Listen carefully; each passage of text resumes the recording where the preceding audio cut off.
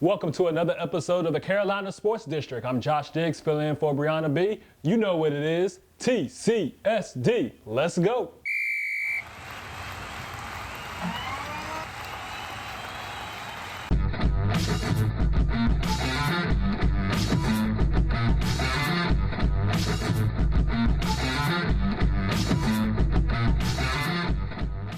The pound-for-pound rankings are changing constantly each week, and next week will be the last week for the pound-for-pound rankings, so stay tuned for that. We were also able to check out some Little League playoff games this week. Let's go to the highlights. We start off with the Gator Bowls as the Ballantyne Gators would take on the University Gators. Both teams trying to punch their ticket to the CNYFL championship game. Ballantyne won the first game this year. Ballantyne defense started off forcing a fumble as the Gators offense started deep in their own territory. And that fumble will eventually set up a 2-yard touchdown run for Ballantyne, and they would go up 7-0. Gator offensive coaching staff making adjustments wouldn't take too long as they went off right tackle run all the way to the end zone, scoring from 81 yards out. See him run all the way down the sideline, taking it to the house. Game will be knotted up 7-7 at the half. University Gators coaching staff pumping up their team, and Ballantyne would end up driving the ball all the way down the field, scoring off a quarterback sneak for another touchdown. University Gators try to put another scoring drive together, but the Ballantyne defense had no time for that. They stuffed the play there, and Ballantyne would eventually march down and score again, this time on the reverse. Ballantyne would win this one again, this time by a score of 20-7. On to the 11U matchup, Ballantyne Gators versus the University Gators. University Gators trying to even the series as the 9U team. Their 9U team lost earlier. Ballantyne starts this off with a fumble of their own.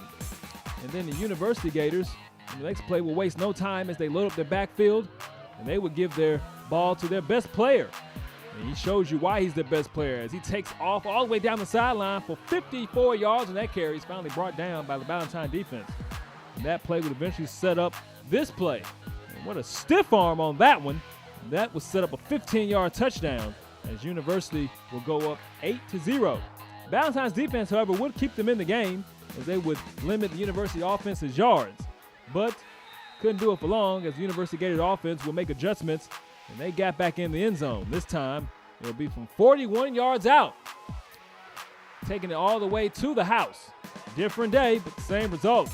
The 11U University Gators come on top, winning by a score of 20-0. The Gators will get the winner of this one, the 11U Providence Vols versus the Charlotte Cardinals. Open and play from this one, the Cardinals will literally take the ball away from the Vols. And then scoring on 2 plays later, the Cardinals offense will score a touchdown from 5 yards. On the very next drive, the Cardinals defense does the exact same thing, forcing another turnover. They were forcing turnovers all day. That would eventually set up another TD for the Cardinal offense. Vols defense, though, would end up slowing down the Cardinals as they would keep them out of the end zone for 2 straight quarters. However, late in the fourth, the Cardinals would put an exclamation point on things as they saw a weak spot in the Vols defense, which would lead to a strong 70-yard touchdown. And the Cardinals would eventually put this one away and win this one by a score of 18-0. And they will play the University Gators in the championship game. The 14U Gators will take on the Thundering Herd. Thundering Herd looking for a major upset. Her defense starting off pretty good, not letting the Gator offense get anything going. But the Gators offense will eventually get things clicking as they attack the Thundering Herd defense for a 25-yard touchdown. Gators will go up 6-0. The Gators defense showing that it can be pretty good as well, forcing a turnover and getting the ball as Jazier Staten makes a punt-like interception. The Herd starting to figure out the Gator defense a little bit as they get a 30-yard pass, but a penalty would bring the play back. And so the Herd would have to get things going again, and they would have a nice, impressive 24-yard completion on the next play, but they could not capitalize with a touchdown. And the Gators would end up putting away the game with this 5-yard touchdown, and they would win 13-0. And next is our game of the week. We take you out to Memorial Stadium for the Pop Warner Championship game between the Lake Norman Giants and the Weddington Titans. Both teams pound for pound. It's the same Titan team that featured the 2012 TCSD Offensive Player of the Year, Will Shipley. If you like defense, This was your type of game, as both defenses were very stingy with the yards today, as both offenses were not able to get anything going as we head into the second quarter scoreless. The Titans defense planning to keep it that way with a blindside sack on the quarterback. Turnover on downs on that one. Titans offense begins to click a little as an impressive completion was made down the sideline. Receiver able to keep both feet in bounds. Just in case you were wondering, he did keep both feet in bounds, as you can clearly see right there. And that completion would set up the touchdown from 2 yards out, giving the Titans the first points of the game, going up 6-0. Giants begin to get a little momentum going themselves, selling the play action fake. The defense fell for it, completing a 28-yard pass down the sideline. And after allowing back-to-back sacks, the Giants will double stack the right side, bringing a tight end over there, and they go to the air again, this time from 23 yards out. It'll be a touchdown. Game tied after the point extra was good. The Giants will head into the half, up 8-6.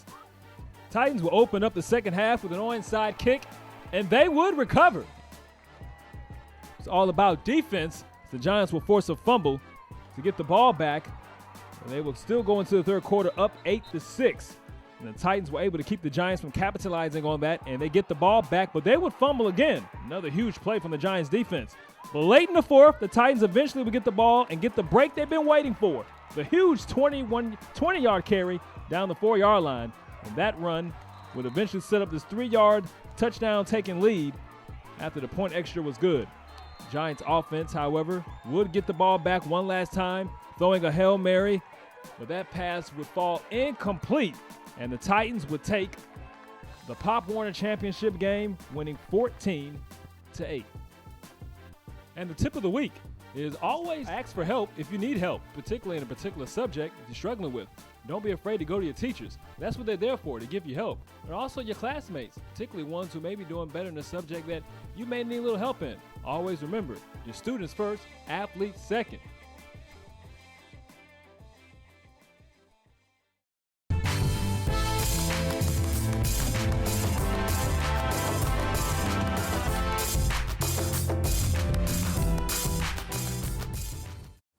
Those pound for pound rankings are pretty close. Can't wait to see who ends up being the 2013 pound for pound champion. Got some tournaments coming up as well for Thanksgiving around the Rock Hill, Charlotte, and Huntersville area. And don't forget, next week we'll be covering the Big South League for the first time. And what better time to do it than around championship week? And don't forget to email us your rosters to have a chance to get your names on the show. And also invite us out to a practice to have a chance to do your own TCSD chant for a chance to be live on the show. And don't forget to follow us on Facebook, Twitter, and Instagram. And until next week, I'm Josh Diggs. TCSD, let's go.